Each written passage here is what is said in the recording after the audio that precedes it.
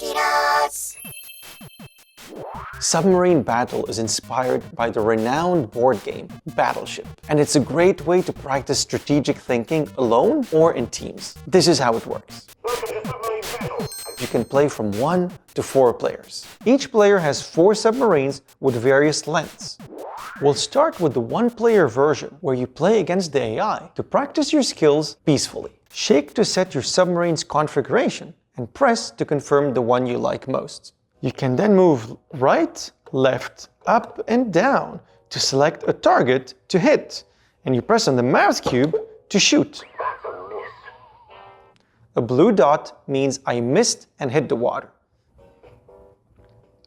Oh no, the AI has hit me! A red dot means I succeeded and hit one of the submarines of my opponent. I've hit a submarine! Yes! The submarine has been eliminated. When I sink a submarine, I will get confirmation from the game. It works the same way when playing with multiplayers, each taking their turn. And in the 4-player mode, you can build alliances and play 2 on 2. Not only is this game a great way to develop competitive and strategic skills, but it's also a great way to come together as a family around healthy technology.